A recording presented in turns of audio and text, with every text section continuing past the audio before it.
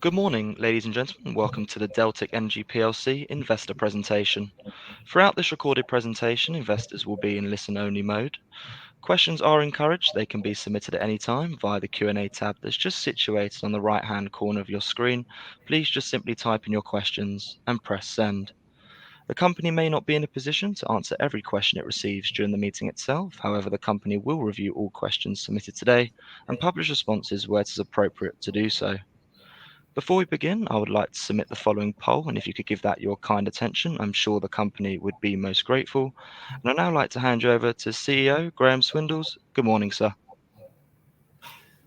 Morning, Jake, and thank you for that introduction, and thanks to everyone who's attending this meeting this morning. Obviously, we're really looking forward to being able to update investors on recent developments. I'm pleased to be joined today by Andrew Nunn, our Chief Operating Officer, and Sarah McLeod, who's our CFO. And although I will be going through the presentation just in the interest of time, Andrew and Sarah will be participating in the Q&A session. So really just to get going, for those of you who are less familiar with DELTIC as a company in terms of who we are and what our strategy is, well, we're a UK North Sea focused gas and oil exploration company. We are a relatively small team. There's only 6 full-time members of staff here, and that includes Andrew, Sarah, and myself. So I think we punch very much above our weight in terms of what we've achieved over the last few years, and more recently. We've just drilled our first well on Pensacola, which we're incredibly excited about, and obviously have a follow-on well with Shell on the Selene prospect, which is scheduled for next year, and as well.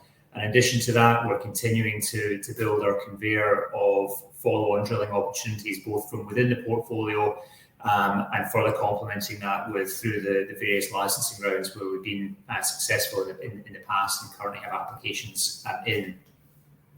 In terms of our focus, it's very much on exploration and appraisal. That's where the majority of our expertise lies and where we've had most success to date, particularly in terms of identifying overlooked, less well understood opportunities and bringing in the highest caliber partners such as a Shell through farm-out process and working through those assets with a view ultimately to taking assets through the life cycle, through drilling, and then being in a position to crystallize value before going into development or production. To be clear, we see ourselves very much as an exploration and appraisal company. We don't have any real desire to become a developer or a producer of assets, and our key is to seek to create value through that process and ultimately monetize before taking assets into development. Our focus is very much on gas, the Southern North Sea. It's a world-class basin. That's where we've got the majority of our expertise and where we've had a significant level of success, which we'll come on to. And I think that's very important given the current climate, with natural gas being really the key to the energy transition.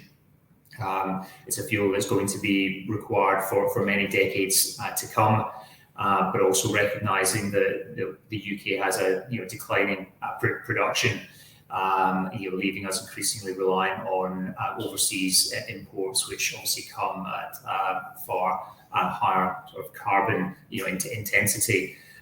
So we see ourselves having a critical role to play in supporting energy security, and the energy transition, and in the drive towards net zero. So just building on that portfolio, starting at the top left with Pensacola, which is the well that we just drilled with Shell. We made our first discovery.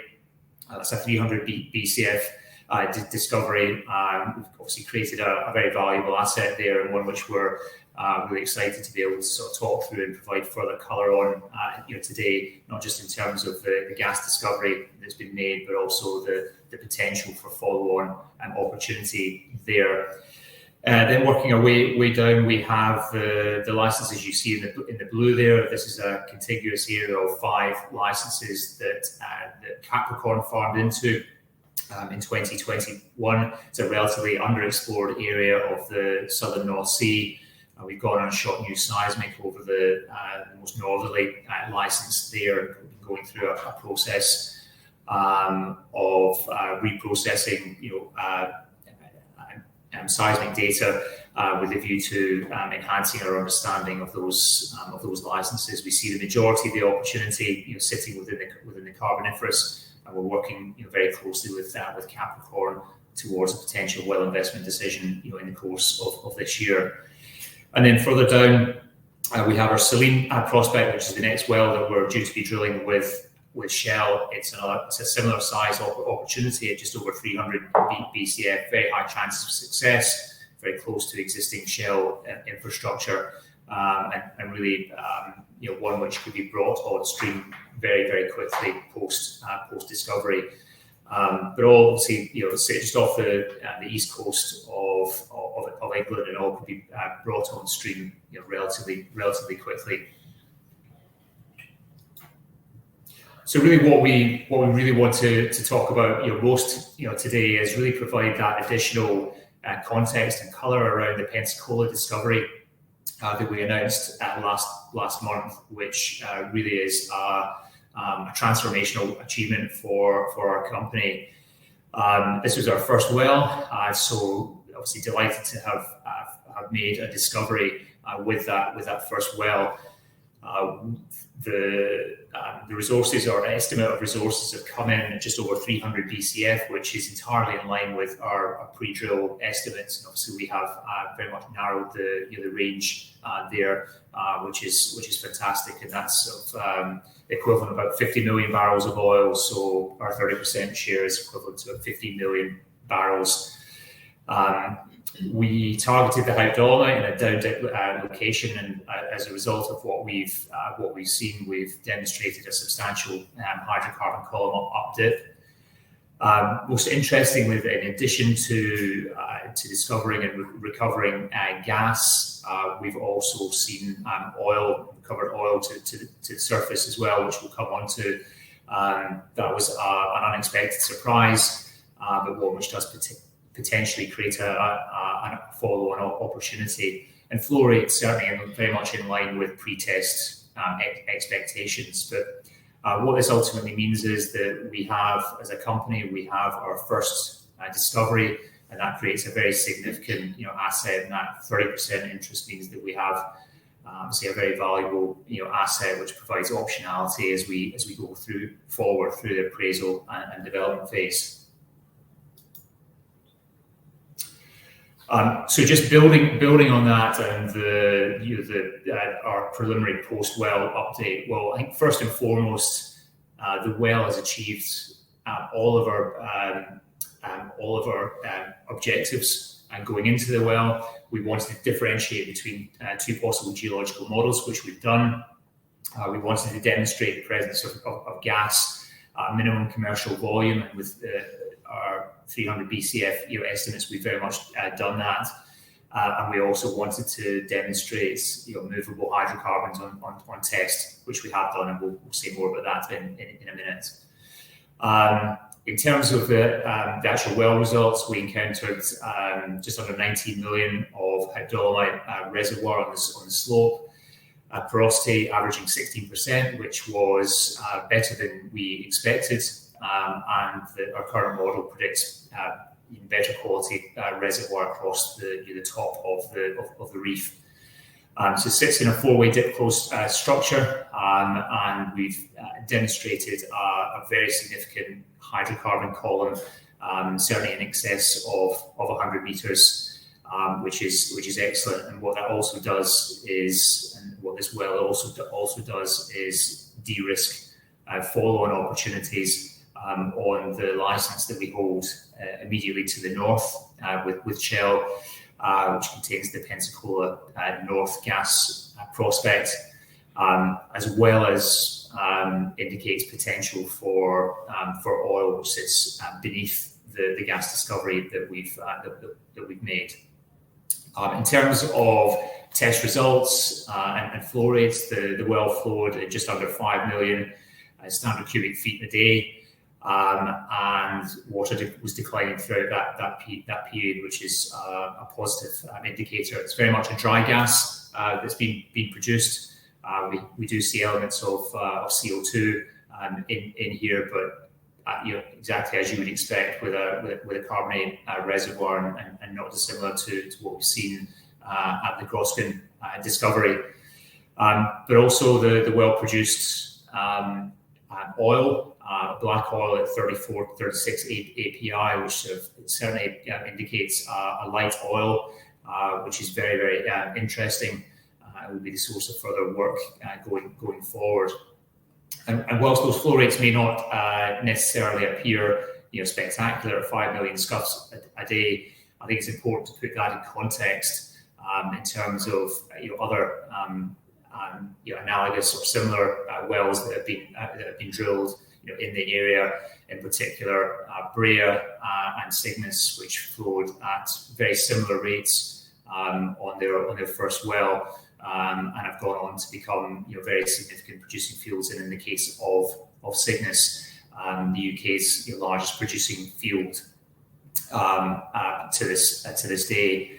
I think just looking at the images that you see on the right hand side of the slide, and just to provide a little bit more color and context, you can see the black marker is where the well was drilled on the fringe there, and that was deliberately designed in order to potentially test both of those geological models. But the outline that you see in the magenta represents the gas discovery, but we believe that there's a potential ceiling to the north, which potentially de-risks the Pensacola North prospect, which sits on that license to the north.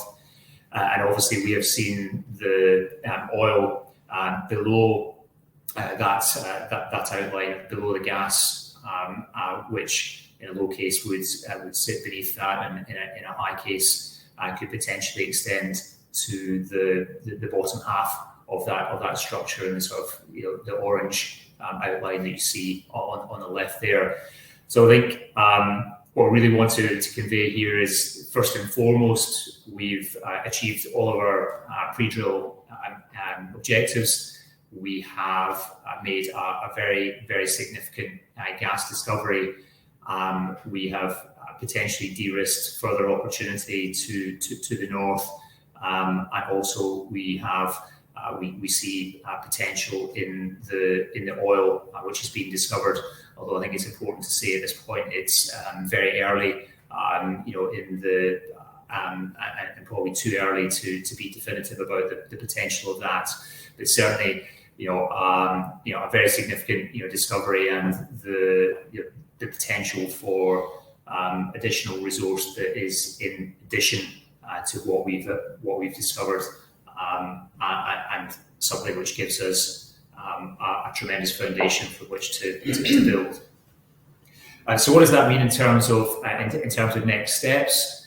Well, we move into the appraisal planning phase, and the first part of that is lab analysis in terms of what's been recovered, and a period of post-well analysis in order to work up the conceptual development plan and confirm the requirement for appraisal, what appraisal and development would look like, determining and agreeing the objectives for that next well, which we would most likely see as a horizontal well into the top of the structure, and one in which we would see very significant uplift from the flow rates that we've seen today. I think it's important to stress that the exploration well was a vertical well into the flank of the structure. It wasn't designed to maximize flow rates, and also there was an element of reservoir damage which occurred during the drilling, which is not unusual, which has certainly potentially constrained those flow rates. So the flow rates that we've seen so far, we're very, very happy with those, but certainly we would expect to see any future appraisal or production wells are drilled horizontally into the top of the structure, producing very, very significantly higher flow rates. But we're going through that process now in terms of the next steps in terms of appraisal. But what that really means is that we now have, and it's linking back to our and in line with our strategy, which is to take assets through exploration, make discoveries, and then potentially monetize. We are now in a position where we have a very valuable asset, and one which does give us the optionality now to look at value crystallization, which we are now doing, and that will and can take a number of different forms, varying from the disposal of all or part of our working interest for cash. It could involve a farm out where we retain a stake, but largely mitigate costs going forward. We could look at a swap of our equity interest in this license in return for a cash flow from a producing asset, and or ultimately stay in through the next phase. But multiple options that now present themselves for us as a company, and various different options that we are now looking at in line with our strategy and in order to maximize value for our shareholders. So very significant summary, very significant discovery, gas discovery at 300 BCF, further follow-on opportunity to the north, and as mentioned, the oil is a very interesting and unexpected discovery, and we will be looking closely at the opportunity that presents. But ultimately, we're now looking at the options that this presents to allow us to continue to grow the business and also to maximize value for our shareholders. So just moving on to Selene, which is the next well that we anticipate drilling with Shell. This is a 4-way dip closed structure in the Le Mans, so a very established play further to the south within the southern North Sea. It's fully covered with 3D seismic. The scale of the prospect is very similar to that of Pensacola, again at just over 300 BCF, so another sort of 50 million barrel of oil equivalent prospect. Very high chance of success. We run at 70% chance of success, and that's partly driven by the fact that the previous well, you can see just on the bottom of that structure, the 48-8B2 well, has seen gas. So there have been indications of gas in a down dip location that was drilled into a fault. But we, to all intents and purposes, we see this opportunity as being more akin to that of an appraisal well, given the risk profile and the chances of success. It's one of the largest, if not the largest, unappraised structure in this fairway, one which has been overlooked by previous operators, and one which has further follow-on opportunities. You can see the Endymion prospect that sits to the north, which wouldn't necessarily work on a standalone basis, but if Selene is successful, then it opens up the potential to look at that Endymion prospect as well. So a significant further follow-on opportunity. This sits right in the middle of an area which is rich in infrastructure. It's only 20 kilometres to the north of Shell's Bark operated infrastructure, which feeds into Clipper and in turn into Bacton. So it could be brought on stream relatively quickly and has the potential to extend the life of a lot of the infrastructure and fields around this area. In terms of the commercial aspects of this, we are carried for half of our costs, up to $25 million. Shell effectively paying 75% of those costs.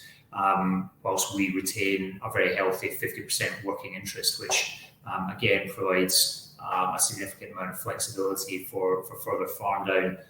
In all the farm downs that we've done, we've always retained a very healthy working interest, which does give us that further flexibility and scope to further farm down. So we anticipate this being drilled probably in the middle of next year. Well planning has already commenced. We anticipate doing the further doing our site survey later this year, probably towards the end of the summer, ordering long lead items with a view to that being drilled most likely in the middle of next year. But very significant opportunity here in terms of valuation. Given the 50% working interest and a very substantial opportunity. So you can see there, $259 million net. This is on an NPV 10 basis, so a very valuable asset, one which we have very high hopes for. So very, very much looking forward to drilling that next year alongside the Pensacola appraisal well, which we would ideally hope to do back to back. I think most of you are probably aware of what we've seen in both UK, European, and for that matter, global gas markets. So I don't propose to spend too much time on the graph on the left hand side. Obviously, we saw a very significant spike in the course of the last year or so following the tragic events in Ukraine. I think anyone expected gas prices to remain anything close to those levels, and that's certainly what we've seen. But I think the important thing to take away from this is that what we do appear to have seen is something of a structural shift in gas markets, such that the long-term forward curve is very significantly higher than it has been historically, and above 80 pence a therm out to 2028. I think it's important to stress at this point we're not in the business of predicting gas prices, which is why we set out indicative success case valuations here. On the right hand side, on a range, we run our economics at 80 pence a therm, which we believe is very, very conservative in the light of the current spot price and the forward curve. But this just really gives an indication of the very significant upside that we see, in terms of the value just of our two most advanced assets, i.e. Selene and Pensacola, at 12 and 7 pence per share on the assumption of 80 pence per therm. But it's also important, I think, just to demonstrate that even at much lower gas prices, that these projects that we have are very, very robust economically, and work right down to 30 pence a therm and below. So really just an indication of the potential, the success case potential of both Selene and Pensacola. So just moving on, whilst the majority of our portfolio is based in the southern North Sea and the gas basin, we do have an oil prospect which sits in the central North Sea, known as the Syros prospect. This is a rotated Thomar fault block, which had been imaged on newly reprocessed 3D seismic, and newly reprocessed seismic that we've worked through now demonstrates a very robust structure. It's analogous to similar fields, Cayley, Wood and Shaw, which you can see on that map on the right hand side, and it's very, very close to the Monarch infrastructure that you see there. So it'll be brought on stream very, very quickly following a discovery there. It's a very a nice little prospect, 25 million barrels of oil.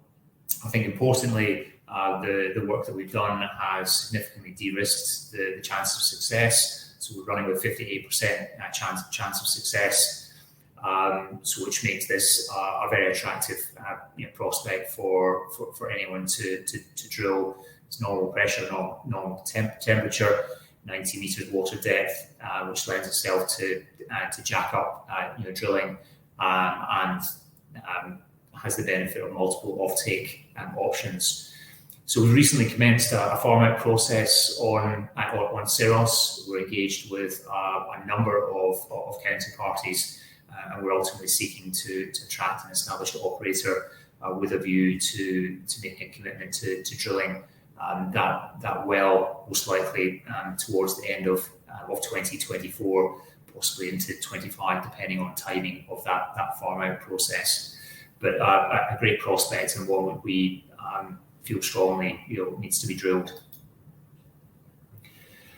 So really just the last kind of couple of slides, we've covered the majority of this, but this really just gives an indication of the level of activity that we see across the portfolio, what the key catalysts are likely to be for the company, and what's really going to drive that activity, news flow, and hopefully value for shareholders, starting with the two assets that we have with Shell and Pensacola and Selene, the various licenses that we have with Capricorn that we're working forward towards a well investment decision, the farm out process on Ceros. And lastly, but by no means least, is our participation in the latest UK licensing round. As most of you probably know, that everything that we've done as a company has been on the back of successfully applying for licenses, growing the business organically through those licensing rounds, and building up the portfolio that way. So we've made a number of applications in the latest round, which closed in January.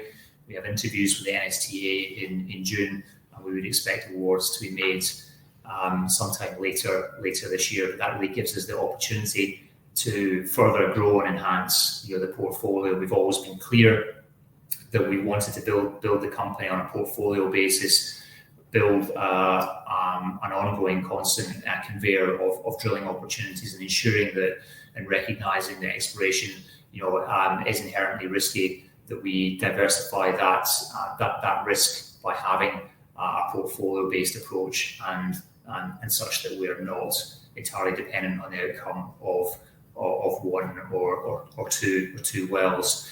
And we'd seek to continue to do that.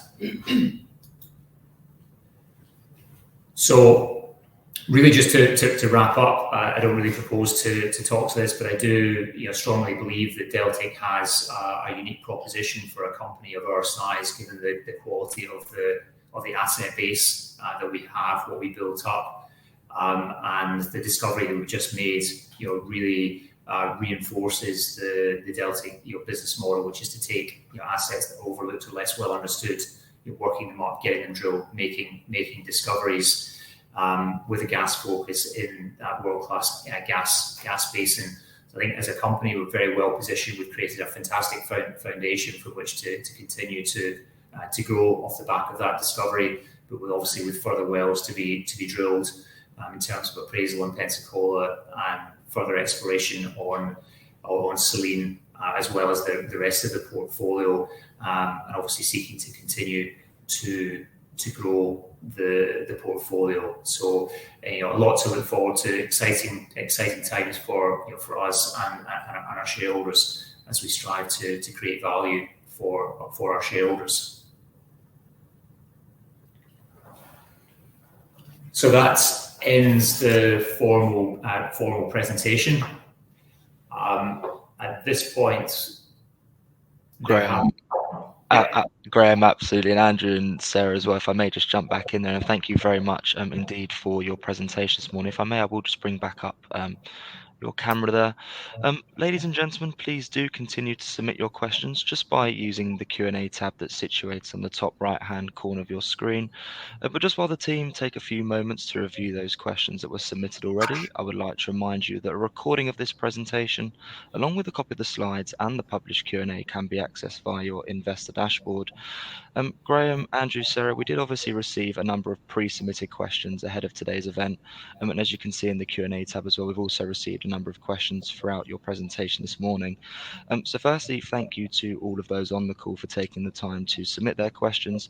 And Graham, perhaps if I may hand back to you to chair the Q&A session with the team, and then I'll pick up from you at the end. Thank you. Absolutely. Well, thank you, Jake. There have been quite a number of pre-submitted questions. There is a number of overlaps, and certainly in terms of some of the questions. So apologies in advance if the question is not read out, exactly as it was submitted, because a number of the questions have been amalgamated where there's a common theme. But I'll now take the opportunity to go through certainly first and foremost the pre-submitted questions, and also like to take the opportunity to bring Andrew and Sarah into this process. So first question that we have here that's been pre-submitted is a question around Pensacola. The question is, how far progressed are any discussions on Pensacola, and what options are being evaluated? Andrew? Yep, so clearly we are sort of only a couple of weeks into the ongoing post-lab analysis of all the samples and data that was collected from that Pensacola well, and we're using that to update our sort of geological model for Pensacola in the short term. And once we've completed that work with the partnership, we'll look at what the appraisal program needs to be, especially in terms of the gas discovery initially. And that sort of appraisal program, it takes a lot of work to get that in the right shape, because that is the next critical step in determining what we need for any future field development plan and any export infrastructure that we'll need to build to produce the gas from Pensacola. And at the same time, we obviously, as Graham touched on, will evaluate all the follow-on opportunities, such as Pensacola North, that's been materially de-risked by the results that we've had from Pensacola. And another big sort of focus of our effort over the next few months will be on understanding the upside associated with the oil that was recovered during testing, which it's an intriguing bit of upside there potentially. And because of all that work that's ongoing to try and work out exactly what those results mean for the wider Pensacola area and the upside available, it's been a little bit premature to go out to industry for any sort of other discussions, but we are actively assessing what options are available to us going forward in terms of monetizing the asset, but also making sure we stay exposed to the future value uplifts through appraisal and any potential upside that's associated with that oil discovery. Great, thanks, Andrew. So next question, can you talk a bit more about current efforts to monetize some of the owned assets, respecting commercial sensitivity, obviously, also in the light of insights gained from the first Pensacola drill? Well, I think first and foremost, the outcome on Pensacola has exceeded all expectations that we've had, both in terms of the gas discovery, but also the potential follow-on opportunities that it presents. So we do have, as Andrew has mentioned, we have a period of post-well analysis that we need to go through, because I think it's important for us to fully understand the true potential, both of the discovery, but also the other opportunities that exist within not only this license, but the license that we have to the north with Shell. But so we need to wait until that is completed to be able to do anything on a really meaningful basis. But we are now starting to consider what those options will look like for monetization, in terms of what the market looks like for a potential disposal of part or indeed even all of the interest in Pensacola, or a partial farm down, which we'd see as carried through the next phase of development, or indeed a swap of an element of equity in Pensacola for cash flow from a producing asset. But what we clearly want to do is ensure that anything that we do maximises share value for shareholders, and it's important that we go through this process that Andrew has really outlined in terms of the next steps, because certainly one of the things I'm conscious of is that up until now we haven't really had the opportunity to fully convey the true extent of what we've discovered and what the potential may be. We're seeking to address this through this meeting and other meetings we're doing, and hopefully over time, as further information evolves from that process. But we are now actively looking at monetization options following that exciting discovery. Next question. Given the less than favourable outlook for UK energy firms and new UK offshore projects, would it not make sense to monetize assets or minimise exposure to the UK, more so as if a Labour administration assumes power, as they have conveyed that the environment for hydrocarbon extraction will only get more onerous?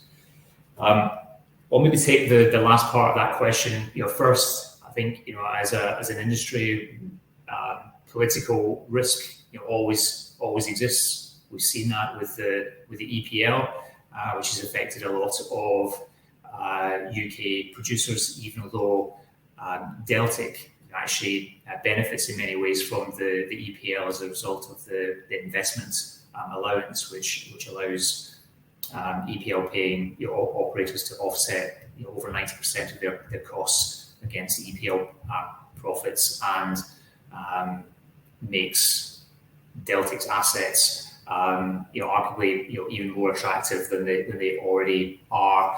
In terms of the specific question around Labour administration, I think that despite what some of the statements that have been made, I think even the Labour administration recognises the importance of maintaining a domestic production and the critical role that companies such as DELTIC have in maintaining that production and creating those opportunities to maintain a domestic industry in terms of supporting energy security and the transition to net zero.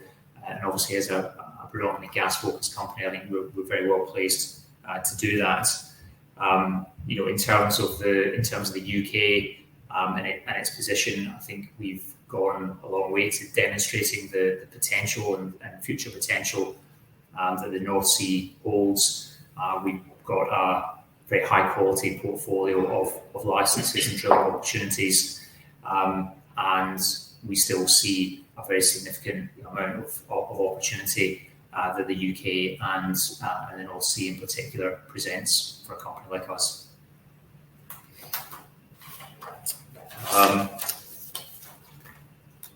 Do you need to raise capital through a secondary offering? I think that's one for Sarah. Yeah, I'll take that one, Graham. So obviously successful drilling and with the discovery, it's always going to lead to requirement for more investment to take it through to the appraisal, production, the development and production phase of the asset. What I can say is, following our fundraise last year, we are funded until early 2024, so we have no near-term immediate capital requirements for that. Given we're in a strong strategic position with material stake in a large gas discovery in the North Sea, and that we won't be drilling, or drilling will be in 2024. We are confident we've got time prior to starting drilling to be able to secure a funding solution for these assets.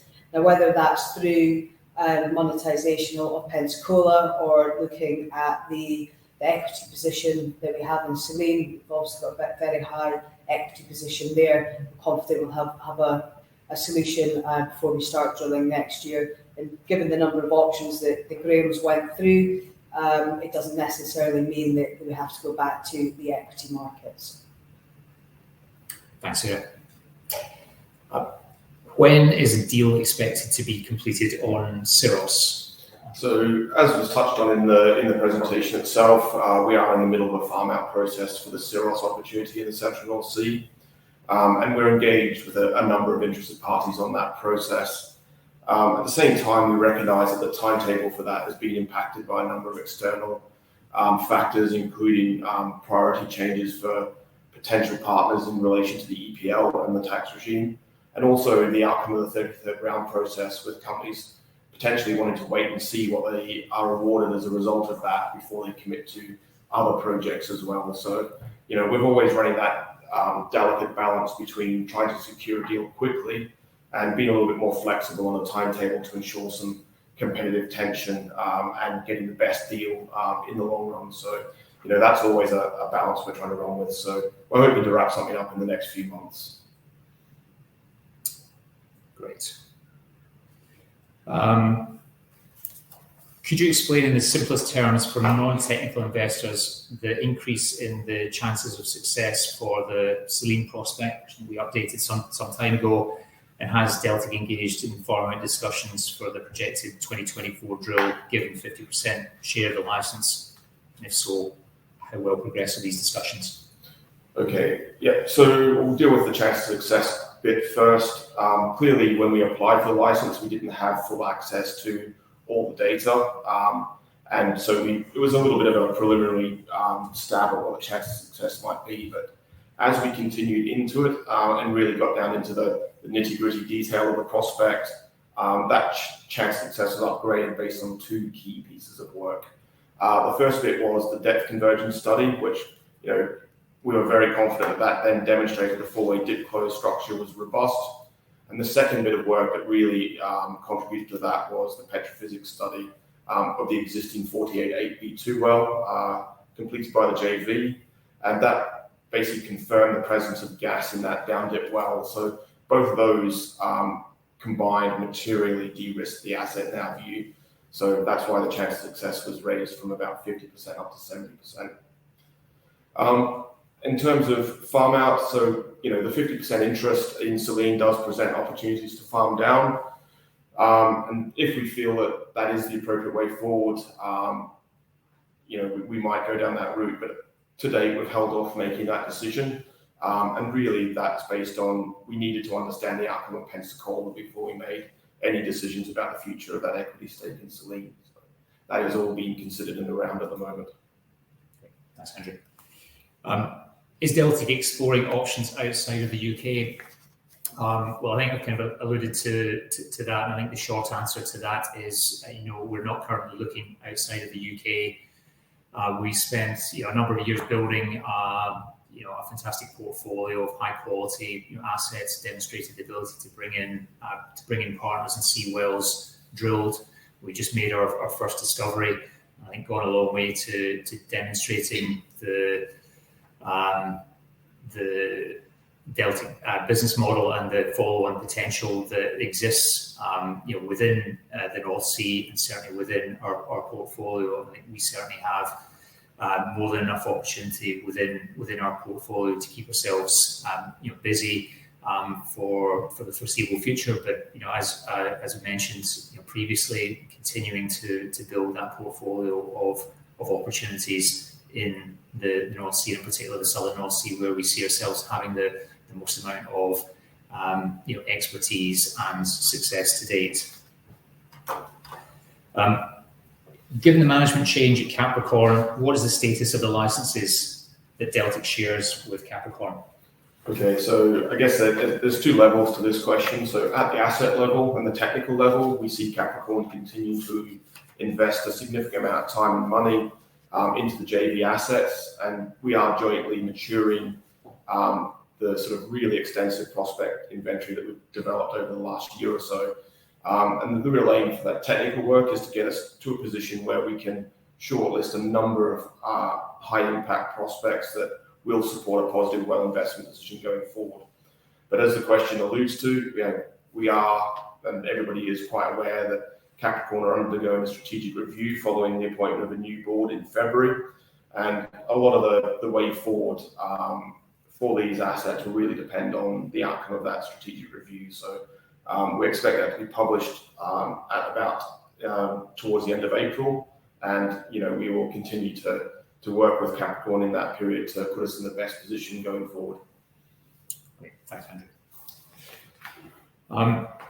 How much does the UK windfall tax regime affect the valuation of your assets? It's one for you, sir. The EPL is obviously weighed heavily on our industry, but with all change, there's opportunity, and the EPL does provide an opportunity for DELTIC, and that comes in. So firstly, DELTIC are not EPL paying, but the opportunity comes with the investment allowance. So investment allowance is where EPL paying companies can offset 91% of the cost in exploration and development against their EPL taxes. It's a significant allowance for the industry. So if you put that in context of an exploration well costing £25 million for an EPL paying company, it only actually costs them £2 million.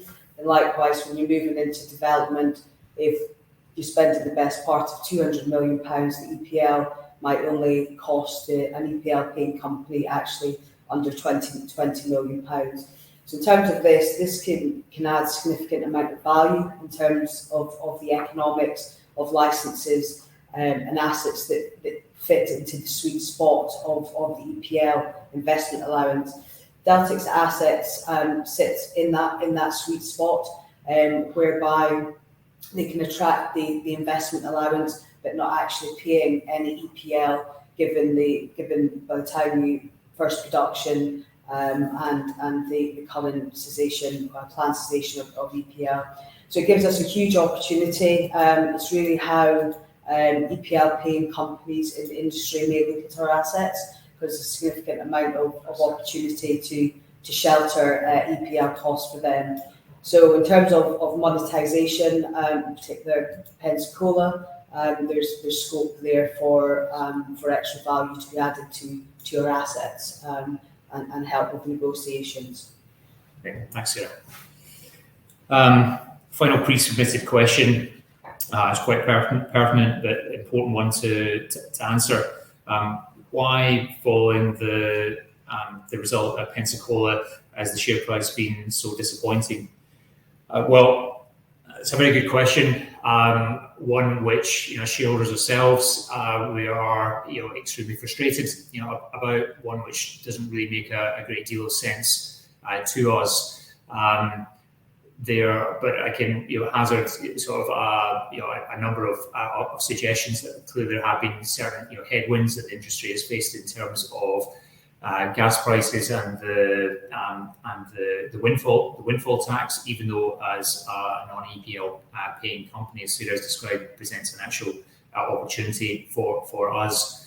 I think there's been an element of speculation around the potential need for further funding, and inevitably, a discovery does create a requirement for further investment in the next phase. It's an inevitable part of exploration, but hopefully, as Sarah has described in terms of our funding position and requirements, we are well funded well into 2024 and have no immediate requirements for further funding. And on top of that, we are exploring various options for monetization, which may ultimately mean that we have no requirements at any stage to go back to equity markets. But I think one of the key factors as well has been the fact that we haven't really had the opportunity up until now. We've been somewhat constrained in terms of how much we've been able to say in particular about Pensacola, the gas discovery that we've made, and the potential follow-on opportunities, and really convey the true extent of the potential value associated just with that asset alone. And that's certainly something which we are seeking to address as a means of seeking to narrow that valuation gap, because fundamentally DELTIC is at these levels is significantly undervalued. So that concludes the pre-submitted questions. I think just looking at the questions that have come through, the majority of them certainly I would say have been dealt with through the presentation and the pre-submitted Q&A. There was one question that is that's come through, which I think is probably for Andrew, which is a very specific question around Pensacola and when Pensacola would be deemed to be unrisked. Yeah, and I guess that there's two elements to that risk or unrisked question. Certainly on the geological side and the presence of gas, etc., we would say that the prospect is now unrisked from a geological chance of success. I guess to layer over that, we still have a commercial chance of success to consider, and that's more about the commerciality of flow rates and gas price and things like that. So a lot of stuff out with our control to some extent. So from a geological point of view, definitely unrisked. From a commercial point of view, I think the volumes are there. They are very much a commercial volume. And the risk we're dealing with now is about flow rate and CapEx costs, OpEx costs, and gas price going forward. And those things will all be taken into account as we develop the field development plan, which will be optimized to deal with a lot of those sort of outstanding commercial risks. Great. Graham, Andrew, Sarah, thank you very much indeed. If I may just jump back in there, thank you very much for addressing all of those questions that came in from investors. And of course, if there are any further questions that do come through, we'll make these available to you immediately after the presentation has ended for you to review, to then add any additional responses, of course, where it's appropriate to do so. And we'll publish those responses on the Investor Meet Company platform. But Graham, just before redirecting those on the call to provide you with their feedback, which I know is particularly important to yourself and the company, if I could please just ask you for a few closing comments to wrap up with, that'd be great. Absolutely. Thank you, Jake.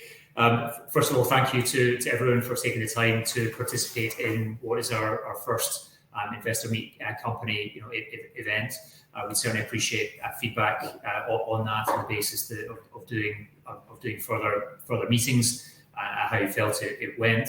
But I think just to wrap up, DELTIC has, in my opinion, a unique offering and opportunity, here in terms of the quality of the portfolio, the quality of the assets and drilling opportunities that we have. We have drilled our first well, and we've made a fantastic discovery and created a wonderful footprint and a foundation from which to build and continue to grow the conveyor of opportunities which we see both within the portfolio and, for that matter, continuing to build. And really, this is all driving towards creating value through the drill bit and continuing to build the business, make discoveries with exciting wells to be drilled in the course of next year.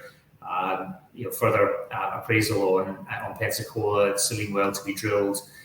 Further opportunities coming out of our JV with Capricorn, our farm-out process in Cirrus, and of course the new licenses that we've applied for.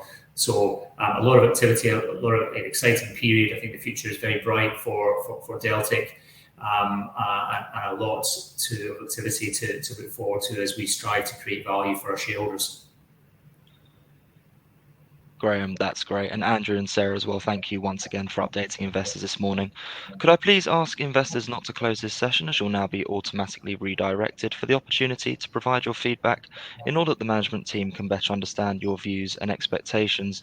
This will only take a few moments to complete, but I'm sure will be greatly valued by the company. On behalf of the management team of DELTIC Energy PLC, we would like to thank you for attending today's presentation. That now concludes today's session, so good morning to you all.